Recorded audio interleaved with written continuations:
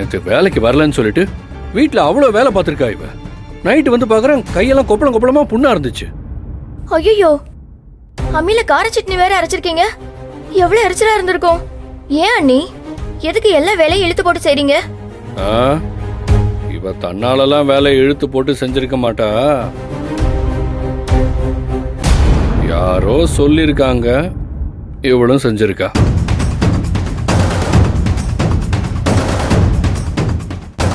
உண்மை தெரியுற அன்னைக்கு இருக்கு.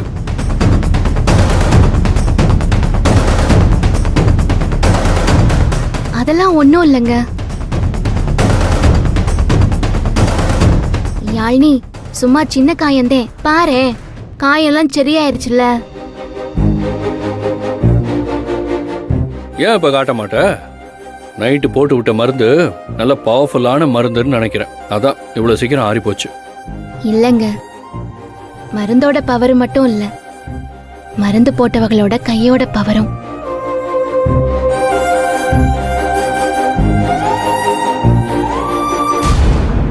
உங்க பாசத்தோட பிரதிபலிப்பு. அதே சரியாயிருச்சு. சரி, நான் தொடச்சிட்டு வரேன், நீங்க போய் சாப்பிடுங்க.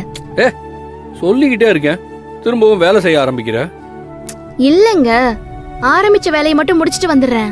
தேவை இல்ல. இந்த வேலையை எப்படி முடிக்கணும்னு எனக்கு தெரியும். ஆனந்தி, இந்த மாபு கொடு. கொடு. ஏய் துளசி, ஏஞ்சி வா, வந்து மா போடு. அவ எதுக்குடா மாப் போடணும்? ஏன் சாப்பிட்டு தூங்குறதுக்கு மட்டும்தான் அவளுக்கு இந்த வீட்டுல உரிமை இருக்கா? கொஞ்சம் குனிஞ்சு நிமிர்ந்தெல்லாம் வேலை செய்யட்டும். எந்த வேலையும் செய்யறது இல்ல.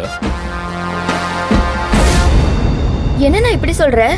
யாருமே பண்ண முடியாத பெரிய வேலையை இந்த வீட்டுல துளசி தானே பண்றா. அவளை போய் இப்படி பேசுறியே. அப்படி என்ன வேலை செஞ்சு கழிச்சிட்டா? அதானா, அம்மா பக்கத்திலே உட்காந்துக்கிட்டு எல்லாரையும் பத்தி ஏத்தி ஏத்தி விட்டுக்கிட்டு அம்மாவை பிரஷர்லயே வச்சிருக்கிறது எவ்வளவு பெரிய வேலை. அத நம்மளால செய்ய முடியுமா? ஏ யாழினி, விடுங்க அத்தை. மாமாவும் யாழினியும் என்ன பேசாம வேற யார பேசுவாங்க? இப்ப என்ன மாமா, மா போடணும் அவ்வளவுதானே. கொடுங்க. ஆனந்தி, நீ வா, சாப்பிட்டு கார்மெண்ட்ஸ் கிளம்பலாம்.